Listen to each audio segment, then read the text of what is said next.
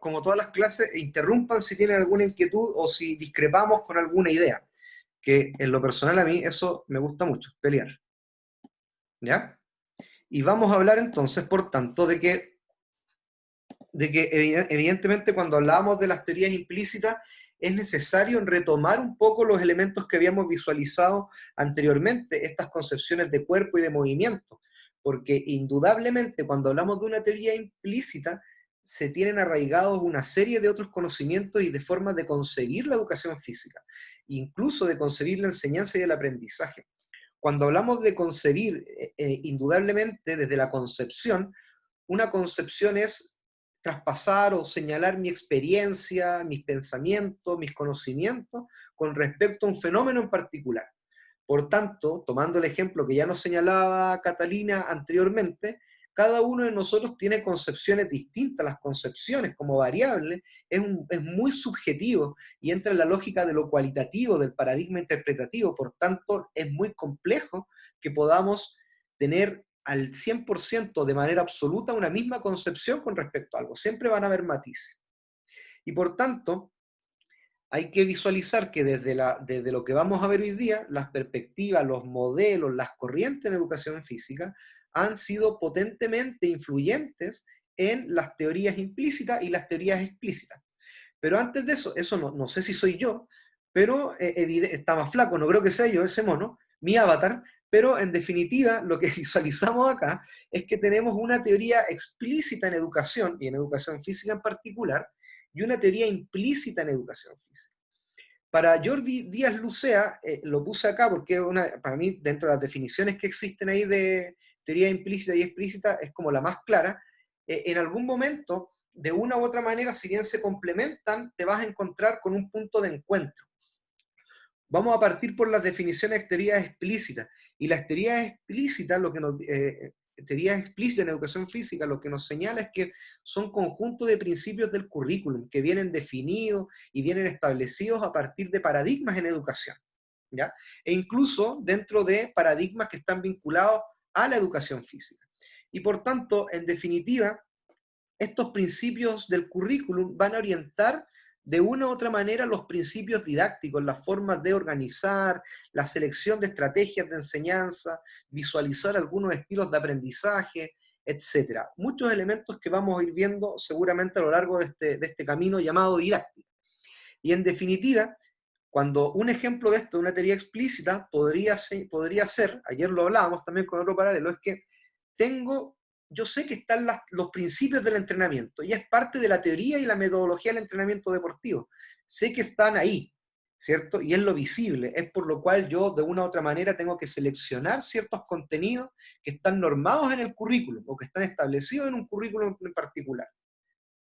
Y están ahí, se ven. Incluso otros autores lo definen las teorías explícitas como la punta del iceberg, lo visible en la acción del profesor o lo que uno puede más bien palpar. Pero en definitiva, cuando hablamos de teorías implícitas, nos referimos principalmente a aquellas, tal como dice la definición ahí, a ese conjunto de creencias personales que tiene cada uno de nosotros con respecto a la educación física.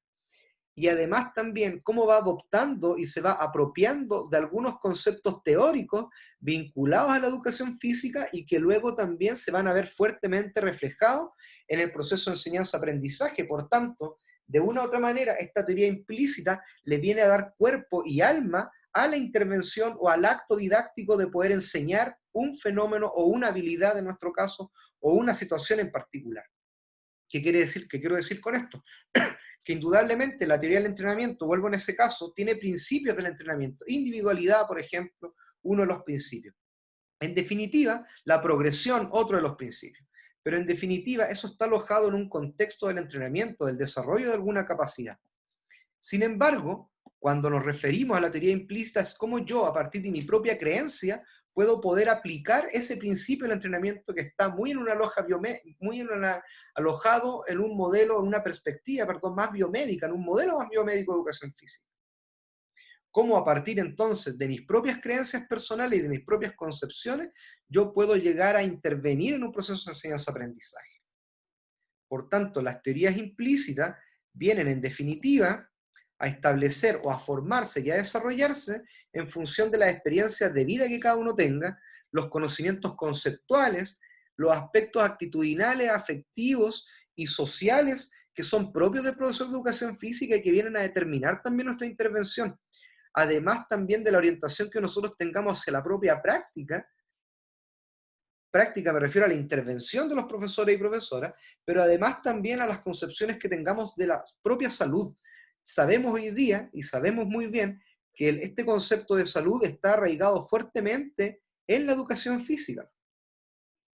Y por tanto, lo que nos dicen dos autoras ahí como Alarcón y Reynolds, son dos autoras chilenas, en definitiva te dicen que enseñar va a suponer, en definitiva, una serie de influencias que tiene el profesor en otros actores, y que esa influencia está determinada a partir de las formas que yo tenga de concebir la educación física a partir de las teorías implícitas. Y por tanto, evidentemente, en este proceso de enseñanza, no solamente vienen aquellos elementos explícitos que vienen orientados por principios del currículum, sino que también están fuertemente arraigados en aquellos elementos que son personales y que ustedes y nosotros hemos ido construyendo a lo largo del tiempo. Por tanto, cuando la Cata me señala y me dice que, claro, evidentemente es muy complejo imponer una situación, es muy complejo. Y viene una situación de contradicciones tremenda, porque en definitiva eso es desconocer las experiencias previas, la experiencia previa que yo tenga con respecto a la educación física, indudablemente me va a hacer tener una consideración especial con respecto a ella y una forma de pensar con respecto a ella. ¿Cuántos de ustedes, díganme si no, cuántos de ustedes tienen o durante su etapa escolar no practicaron deporte y evidentemente llegaron a la escuela de educación física con una orientación en el deporte, teniendo mucha claridad con los conocimientos reglamentarios del deporte, sin haberse formado o sin haber pasado por una formación inicial? Y eso indudablemente va a ir movilizando tus recursos de una a una orientación u otra. E indudablemente también esos elementos te van permitiendo ir formando y ir desarrollando estas teorías implícitas. ¿Dudas, preguntas hasta ahí? Hoy día, en definitiva, lo que vamos a señalar van a ser dos posiciones de teorías implícitas donde cambian conceptualmente, pero en definitiva se van a referir a las mismas ideas. ¿Ya? La primera clasificación, vamos a encontrarnos con esta idea de teorías implícitas y vamos a encontrar 5 teorías implícitas. Una teoría implícita vinculada a la teoría de la salud, que está muy vinculada, relacionada, perdón, a la recuperación, a la rehabilitación. Esas concepciones que tenemos con respecto a la educación física de que la disciplina es indudablemente una fuente de salud para nuestros estudiantes o para la sociedad en general. Y por tanto, un poco, y esta, insisto, esta es una perspectiva muy personal, lamentablemente también estos elementos o esas teorías que traemos implícitamente nos han obligado o se han hecho explícitas cuando a la disciplina te dicen, bueno, hoy en día educación física se llama educación física y salud. Y por tanto, eso es una enorme responsabilidad, porque a la larga, en definitiva, el tema de la salud es un factor multifactorial, es un elemento multifactorial, que no solamente depende de la clase de educación física. Por otro lado, tenemos aquella teoría implícita vinculada a la diversión y al entretenimiento. Y por tanto, esta teoría recreativa aloja todos aquellos elementos orientados al ocio, lo lúdico, el juego, etc. Podríamos asociar incluso ya ciertos contenidos que son predominantes con respecto a cada una de estas teorías. Posteriormente, nos vamos a encontrar con la teoría expresiva. A diferencia del conjunto de teorías que vamos a ver más adelante, la teoría expresiva en este caso se refiere al dominio del cuerpo, al cuerpo comunicativo, al cuerpo expresivo, muy en la lógica de la corriente o de la perspectiva pedagógica que veíamos clases anteriores, ¿cierto? Esta de la expresión corporal. Por otro lado, nos vamos a encontrar con esta teoría educativa que no habla de paradigmas sociocríticos, esto es mucho más general, ¿ya? Sino que establece fundamentalmente que a partir de la educación física, quienes conciben la educación física de esta manera y quienes traen arraigada esta teoría implícita, le dan un valor agregado, y ese valor agregado está en el desarrollo íntegro de los estudiantes. Y cuando hablamos de desarrollo íntegro de los estudiantes, evidentemente nos referimos al desarrollo de lo motriz, de lo tecnomotriz incluso, de lo afectivo, de lo social, de lo moral, de lo espiritual. Y por tanto, en esa definición se encuentra esta teoría implícita.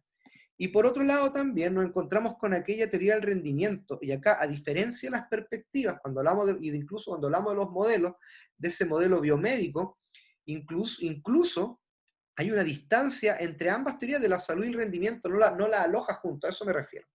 Y acá nos referimos principalmente a que todo producto de enseñanza y del aprendizaje en definitiva, es decir, lo que produce nuestro estudiante en la clase de educación física, está desarrollado al rendimiento. Y acá el deporte viene a ser uno de los contenidos fundamentales bajo esta teoría implícita. Ahora, la pregunta que quisiera un poco abrir es, ¿en qué medida y cómo ustedes hoy día, 24 de septiembre, a las 10:11 de la mañana, en qué teoría implícita se ubican ustedes hoy día? ¿Y por qué?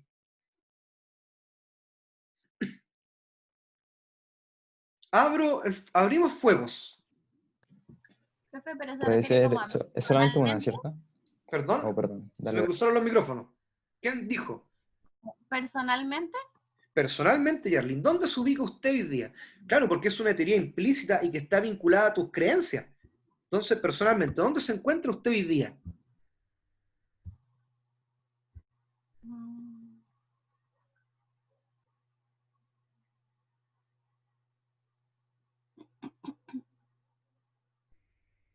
Jordano, ¿dónde se encuentra usted hoy día mientras Yarlin nos visualiza ahí en la teoría? No se puede hacer una fusión de A ver. algunas o tiene que ser una.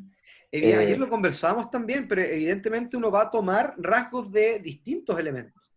Pero Claro, evidentemente y va a construir uno propio. va siempre a predominar uno sobre el otro. Y que tiene que ver con, y ese predominio, más allá del contenido que traiga, va a estar vinculado a lo que usted cree firmemente con respecto a cada una de ellas. O a cómo tu creencia en la educación física se relaciona en mayor o menor medida con cada una de ellas. Ahí me explico mejor. Claro, yo tomaría la teoría expresiva porque siento que puedo trabajar más con las emociones y a través de las emociones integrarme en la teoría educativa para formar personas. Ya, perfecto, perfecto, perfecto. Pero en definitiva, la pregunta que yo te podría hacer ahora, Jordano, es que tú crees indudablemente que la educación física debe ser entonces formación desde un cuerpo expresivo comunicativo. La educación física que yo quiero realizar, Sí, sí, pues. sí. Y la que La usted mía cree, sí. la que usted consigue. Sí, Perfecto, la defiendo. perfecto. Yarlín, ¿encontró la respuesta en su interior? la teoría educativa en conjunto con la recreativa. Perfecto. ¿Y dónde visualiza usted aquellos intereses? ¿Cómo surgen aquella teoría implícita o cómo usted se siente identificada con aquella teoría implícita? Porque siento que se puede enseñar valores a través de la diversión y el entretenimiento, y eso también nos va a servir, por ejemplo, para los deportes, que se necesita como harto un valor integral como de la persona en general.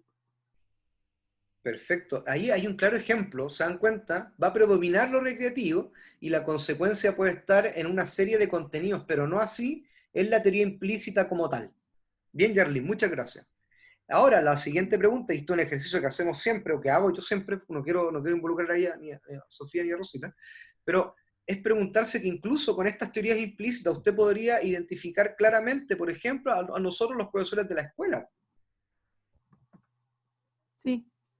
¿Sí o no? Por ejemplo, ¿dónde me identifican a mí, por ejemplo? ¿En qué vereda? ¿En qué parte del círculo?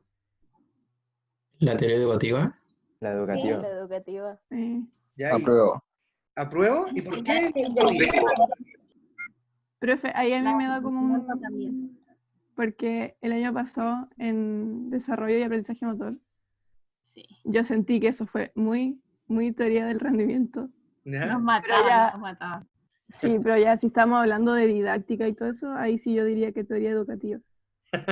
Eso es un muy buen ejemplo, porque no necesariamente las asignaturas que uno realiza van a reflejar en definitiva la teoría implícita que uno tiene arraigado, Mm, ¿ya? Y tiene que ver también con momentos contextuales. O sea, evidentemente, desarrollo de aprendizaje motriz desde el componente que hacemos nosotros tiene otra lógica, porque viene con la función de que ustedes estén bien preparados para poder en un momento poder rendir, participar de variedades de prácticas que les van a permitir tener mayores experiencias. ¿Para qué? Para luego poder enseñar. Lo que pasa es que en primer año es muy complejo transmitir eso, mm. pero el principio Recuerden, está en esto. Sofía. sí, que en una de las primeras láminas hablábamos sobre las teorías explícitas y las implícitas y que habían puntos de encuentro, pero también hay puntos de desencuentro, dependiendo de esos otros elementos más explícitos que un poco no dependen de uno, son como cosas que ya están más estructuradas. Entonces, por eso a veces va a coincidir lo que yo pienso de algo y lo que otros creen de algo, y ahí quizás sea poder manifestar como con mayor esplendor mi teoría implícita y otras veces no.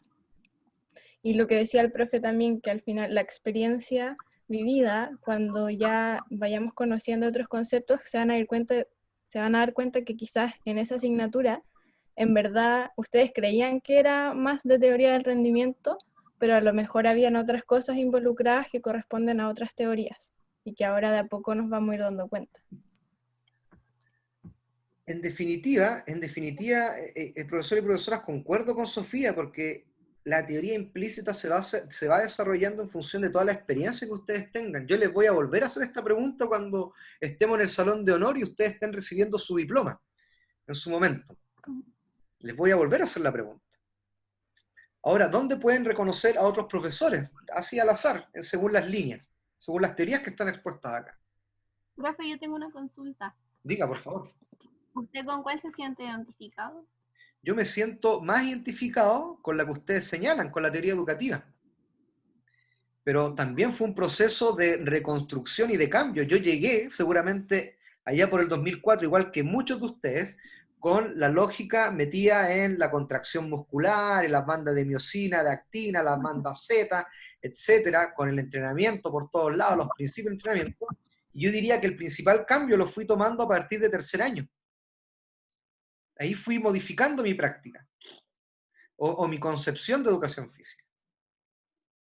Y luego, evidentemente, y acá lo que ya le doy la palabra a José, lo que conversábamos ayer también es que indudablemente ustedes se van a ir acercando a distintos actores en su formación a partir de las formas que tienen de concebir la educación física. No me cabe duda de eso, que sus mejores amigos luego acá en la formación es porque van a tener formas similares de entender la educación física. Porque eso les va a permitir trabajar en conjunto, seguramente. Yo sé que acá, al menos sé que la Cata, Jordano, la Sofía son ayudantes. Y la selección de las asignaturas seguramente es porque los van representando en función de sus propias creencias de la educación física. ¿O me equivoco? Esos elementos también te da cuerpo, te da un cuerpo colegiado, te permite favorecer el desarrollo de mayor conocimiento, pero es parte de la experiencia. Seguramente más de alguno de ustedes hoy día va a pasar de un tránsito incluso a asignaturas que tienen un carácter mucho más funcionalista o venían con una lógica del deporte y que con la idea de ser ayudante en todos los deportes, pero luego seguramente se van a dar cuenta que el foco estaba en otro lado. ¿Ya? Josefina Méndez. ¿Me escucho bien? Súper bien.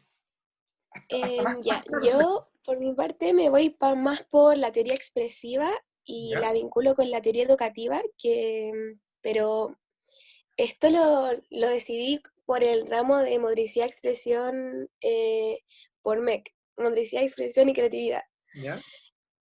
porque sentí que si los profes trabajaban mucho con todos esos como dominios del cuerpo y que yo nunca había como experimentado cuando tuve educación física en el colegio, y siento que puedo llegar mucho más como fuerte el aprendizaje, que puedo tocar mucho más a los alumnos en ese sentido, como que van a aprender mucho mejor a través de eso.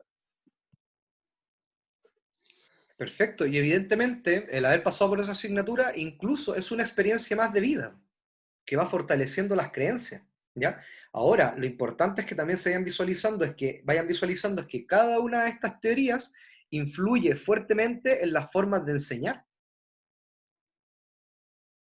en las formas de seleccionar aquellos contenidos que están más en la lógica de las teorías más explícitas, seleccionar ese contenido para lograr un objetivo en particular del currículum y el diseño de algunas tareas. Van a estar orientadas y fuertemente influenciadas por las teorías implícitas que cada uno de ustedes trae.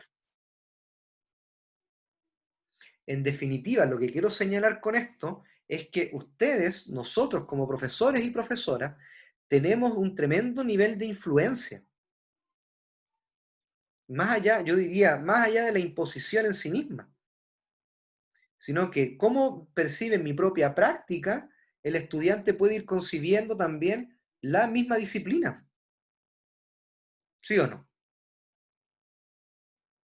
Y seguramente, claro, cuando uno está acá en la universidad y va trabajando muy de cerca con algunos profesores, siempre le dicen, oye, pero ahí está anda con tu papá, con tu mamá, ¿cierto? Porque evidentemente uno va encontrando puntos en común y se va formando con aquellos puntos en común y se va viendo influenciado por aquellos. Camila, Después las genes. después la Génesis. Camila Ramírez, Génesis y Génesis.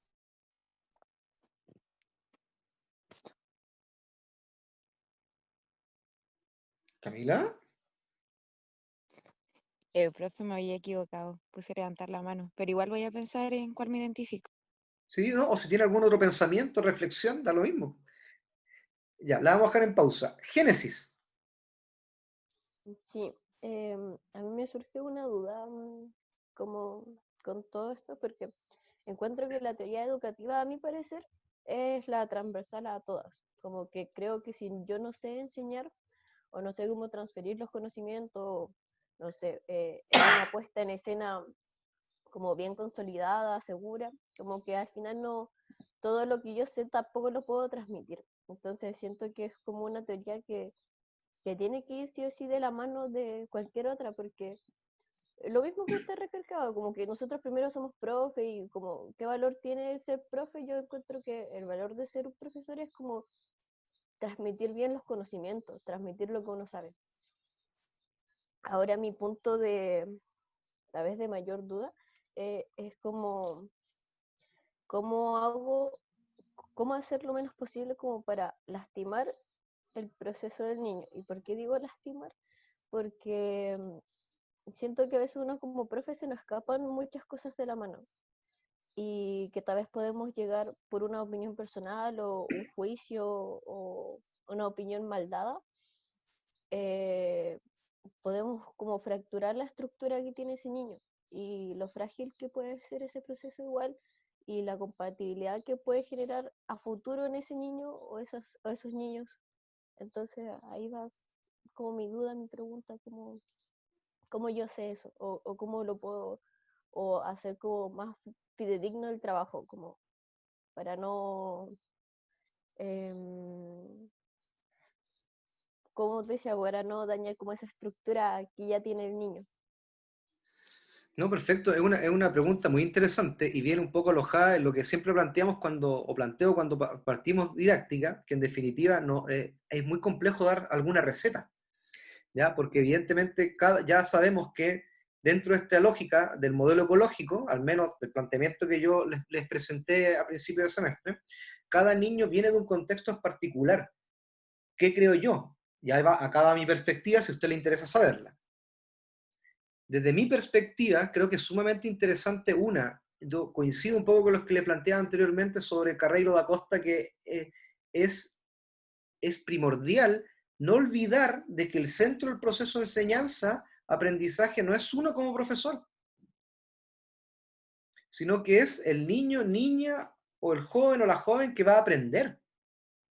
Y en función de eso también, uno de los elementos que proponen algunos, que se propone también, y que yo creo mucho en eso, porque además lo viví también en mi experiencia de profesor en el colegio, es de qué manera uno es capaz de vincularse con el estudiante, vincularse para conocerlo o conocerla, desde el desarrollo de las habilidades, de las capacidades que tiene motrizmente, pero también con respecto a cuáles son aquellas posiciones que tiene con respecto a la educación física.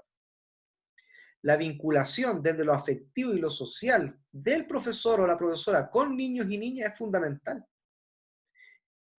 porque te permite luego además también poder estimular aquella participación. Evidentemente, incluso con esa vinculación, uno puede ser incluso mucho más asertivo para entender cuáles son aquellos contenidos, de qué manera puedo graduar las tareas de enseñanza y cuáles son las estrategias más adecuadas para que ese niño pueda aprender. Y por tanto, la tarea de la enseñanza de la educación física es muy interesante, porque si la miramos desde el paradigma de la motricidad humana, el conocer no solamente debe reducirse a lo motriz, a lo físico, sino que a lo comunicativo, lo social, lo afectivo. Si en algún momento uno de nosotros no entiende o no logra entender esa visualización que el ser humano es dualista y que tiene distintas dimensiones, unicista, y que tiene distintos canales de desarrollo, es muy complejo luego poder proponer un proceso de enseñanza-aprendizaje que sea adecuado y contextualizado a ese niño. Y por otro lado también, Génesis, cuando yo me refiero a que ojalá tengamos siempre enfrente de que el niño es nuestro principal protagonista, es entender también de que todo proceso debe tener una intención pedagógica. Y por tanto, cuando incluso hablamos de calidad en educación física, bajo mi perspectiva, es entender de que ustedes y yo somos profesionales de la educación física. Y entender desde la profesionalización de la educación física es implementar todos aquellos recursos, movilizar todos aquellos elementos para que el otro pueda aprender. Indudablemente, ante la diversidad de estudiantes en un contexto, incluso como ahora, yo evidentemente salgo a esta clase y me pregunto y me digo, oye, ¿habrá sido hoy día la clase más adecuada? ¿Podré haber llegado a la Javier Espinosa, alias Pitu? ¿Podré haber llegado al Daniel Marchand, al Nicolás Carvajal? ¿Podré haber llegado a todos? ¿Les podría haber dejado algo hoy día? Y esa es una misión, y acá viene mi tercer punto, es una misión que tenemos todos. ¿En qué se refleja eso? Que la práctica pedagógica no puede estar alejada de la reflexión pedagógica. Y cuando hablamos de la reflexión pedagógica, es importante entender este proceso reflexivo como una metacognición. Es entender qué estoy haciendo yo de mi práctica, cómo la puedo retransformar mi práctica, y en qué medida y en qué elementos debo mejorarla. Eso desde una perspectiva muy personal, no sé si le habré podido responder. Sofía. Yo quería hacer un comentario con respecto a la primera parte de la pregunta de la Gene, sobre que todo se vincula como con la teoría educativa. Pero creo yo que todas estas teorías implícitas vienen desde, obviamente son teorías implícitas de educación física, entonces sí se vinculan con la educación, pero creo que a donde apunta cada una de ellas es como hacia la función principal que uno le ve a la educación física, a cómo la desarrollo. Entonces, obviamente, si yo tengo una teoría implícita como de la teoría del rendimiento, sí tengo que tener estas herramientas pedagógicas para poder enseñar o provocar estas oportunidades de aprendizaje, pero mi funcionalidad va a estar en el deporte o en el rendimiento, ¿ya? Y en la teoría educativa, la funcionalidad o el propósito final es que los estudiantes aprendan. Entonces creo que como especificar en eso lo que es la teoría educativa, para separarlo como obviamente la función pedagógica que tienen todas. No sé si se entiende un poco, Gene. Súper. Yo un poco les hablaba a Génesis de la experiencia personal. Yo siempre tuve la oportunidad de trabajar con niños y niñas con trastorno del espectro autista. Niños de 2 años hasta jóvenes, adultos ya de 24 años aproximadamente. Y evidentemente, cuando entendemos esa lógica, desde la vinculación y desde el afecto y de todos otros elementos, principalmente desde la vinculación, todo el proceso motriz o lo explícito que proponen las teorías explícitas queda más de lado, en función de cómo observar al otro, cómo se mueve, qué piensa, cuándo y por qué tenía algunos momentos de, no sé, de alteración, llamémoslo así. Y eso te lo da la vinculación, y luego cuando tuve la oportunidad de trabajar en jardín infantil te das cuenta lo mismo, que es la vinculación, el apego, el afecto, porque en definitiva, si Durkheim no se equivoca cuando dice que uno es modelo del otro, y que el niño va identificando un modelo. Y por tanto, luego, cuando uno trabaja con las edades tempranas, te vas dando cuenta también por qué el profesor de educación física tiene, o la profesora de educación física tiene otros niveles de acercamiento con niños y niñas, porque hay una mayor posibilidad de vinculación. Eso. Acá proponemos otra clasificación de algunas teorías, ya más vinculada a lo interpretativo, a emancipatoria. Esta emancipatoria está muy vinculada a la lógica sociocrítica, ¿ya? A cómo también tener una lógica mirada o entendida desde la construcción, desde la reconstrucción, desde la transformación social, desde la justicia social, cómo la educación física puede contribuir a eso. Lo vimos en semanas anteriores, ¿cierto? Cómo entender la educación física desde la posmodernidad. Hablábamos de transformación y de retransformación del conocimiento. Una teoría interpretativa, expresiva, productiva y dependiente. Las dos de abajo están mucho más en la lógica de que el centro dependiente, cuando el centro de la enseñanza es el profesor, productiva en función de qué es lo que va a producir en el resultado del aprendizaje. Teoría expresiva no está en la lógica de la expresión corporal, ojo con eso.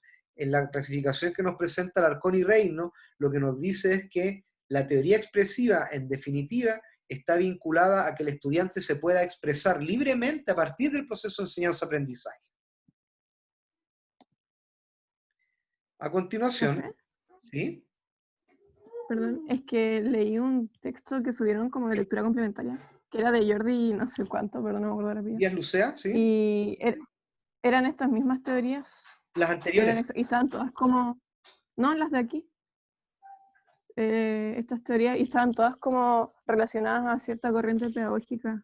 Sí, puede ser porque Jordi Díaz Lucea lo que hace en ese artículo, que es bastante interesante, hace un panorama general. Y luego, lo vamos a ver en la presentación final, lo que nos dice y lo que establece ahí también, es cómo esas teorías implícitas se van dando cuenta en distintos dominios que están en el proceso de enseñanza-aprendizaje, cómo se reflejan, ¿ya? Pero acá tenemos... Igual interesante. ¿Cómo? Perdón, es que lo interesante, fue cuando lo leí, yo decía como que es casi imposible que una teoría sea como la única. O sea, obviamente uno se deja llevar siempre por una en específico, pero después al final me di cuenta que los profesores a los que les hizo el estudio, todos tenían distintas corrientes, o sea, todos ocupaban las mismas todas las corrientes, solo que unas más que las otras, pero tampoco era tanta la diferencia. Hay un estudio, otro, mira, que lo hizo Delgado Noguera, que propone un cuestionario para determinar la teoría implícita de cada uno de los profesores, ¿ya? Nosotros creo que cuando la Sofía dio el ramo lo aplicábamos un poco para ver la teoría implícita, y en definitiva lo que hace son una serie de afirmaciones, ¿cierto? Una serie de afirmaciones que están orientadas a cada una de las teorías implícitas, me parece que de la clasificación anterior, sí, ¿ya? Y te va entregando también cuál es el porcentaje de acuerdo que uno tiene, y en función del porcentaje de acuerdo, las puntuaciones de ese porcentaje, uno va estableciendo cuál es la teoría implícita que predomina. Y por ¿Así tanto... era acá? ¿Cómo? Acá igual hicieron eso, ponían como no sé cuántas frases, y ellos ponían si estaban de acuerdo o no. Claro. Y ahí ponían el porcentaje, después hacían tablas, y bueno, al final ganaba la teoría que está la relacionada con la corriente constructivista. Sí, de hecho es el mismo cuestionario, es el mismo cuestionario, y lo que te dice ahí efectivamente es que, claro, uno tiene predominio, hay una mayor intención, estoy más apegado a una teoría por otro lado, pero eso es súper complejo porque a larga, tal como dice usted, Catalina, uno va viviendo una serie de experiencias y de creencias siempre, y se va retransformando. Hoy día son distintos a los que fueron ayer, y el viernes seguramente ustedes van a ser distintos a los que son hoy día. Yo igual creo que Es que muchos se apegan siempre a la corriente constructivista, de hecho yo igual, pero es como fácil decir, ¿no? Si a mí me gusta harto la corriente constructivista, después llegas a hacer clases y quizás ni siquiera puedes aplicarla. O Claro, sea, debe ser muy difícil. y míralo hacia atrás desde el modelo de estas corrientes pedagógicas. Yo te puedo decir firmemente, no, Catalina, yo tengo una orientación más sociocrítica, pero para ser sociocrítico tienes que ser de verdad, ¿sí o no? Sí, es difícil. O sea, no sé, no me imagino. No, y yo creo, y más allá de eso, Cata, que tienes que ser sumamente consecuente para establecer o para casarte en un modelo en particular. Y al menos desde mi perspectiva, ser consecuente es un principio de la humanidad que es muy complejo desarrollar. Fíjense bien, yo en mi estudio de doctorado me vino a hacer una clase, no una clase, sino que una asignatura, una profesora de Brasil, que estaba haciendo una estadía de pasantía postdoctoral en Chile. Curiosamente, de otros países de Latinoamérica vienen a estudiar el sistema educativo chileno, aunque ustedes no lo crean, ¿ya? Pero en definitiva, la génesis no hace caras y no hace muecas, pero en definitiva, aunque no lo crean, génesis, en serio, pero en definitiva, yo ahí dije, esta persona es súper consecuente, porque, miren lo que dijo en un momento, dijo, vengo a estudiar acá el sistema educativo, venía becada, profesora titular de la universidad en Florianópolis, del estado de Florianópolis, llegó becada, listo, y en un momento dijo, yo vengo a estudiar el sistema educativo chileno. ¿Cuál es el éxito neoliberal? Dijo, que era del sistema. Y dijo, y lo tengo muy patente, y lo declaró y dijo, por favor, yo espero no herir sentimientos de nadie, pero yo me defino como marxista o incluso neomarxista, que no tiene que ver con el partido político. Pero esa es mi corriente epistemológica, esa es mi postura epistemológica. Súper potente, ¿cachai? Súper potente. Y después dijo, y después, bueno, nos fuimos conociendo en el proceso de las semanas que nos empezamos a compartir en clase. Y cuando en un momento, en un almuerzo, ya en lo más cotidiano, dice, no, yo tengo a mis hijas en una escuelita municipal en un cerro en Viña. Me parece que era los que son de Viña, camino a Tras la Viña, llegando a Nueva Aurora, pero más arriba. ¿Ya? Ya me acordé. Y me decía esta profesora, y me decía, y yo puse a mis hijas en esa escuela municipal. Y nosotros le preguntamos muy inocentemente que por qué ella, nosotros conociendo un poco la realidad de las escuelas municipales, por qué ella a su hija de cuarto básico en ese momento y la otra de séptimo básico en ese momento, las matriculó en esta escuela.